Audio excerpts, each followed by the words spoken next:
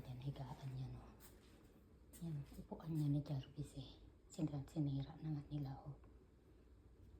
Yan. Yung dalawa naman nasa karton yata. Dito, oh. Sa loob ng karton. Ayan, oh. Andyan sila, oh. Si Prince yata yan. Ito si Tiger, nandyan sa upuan ni Jarvis, oh. Andyan yung pupuan nila. Marurunong yun sila magpupo dyan. Mabango yan eh, yung upupuan nila parang amoy Tide powder. Ayan, pupuan nila. Kaya pag nagpupo sila, hindi mabaho kasi pag nagpupo sila, tinatakpan nila tapos mabango yung ano yan, leather daw tawag dyan. Leather, tapos parang Tide powder yung amoy niya. Diyan sila nagpupupo. Marurunong na kahit itong mga babying to, marurunong na sila magpupo.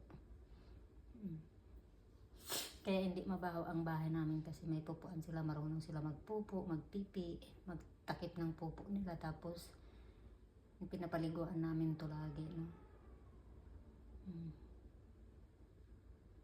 Si Tiger.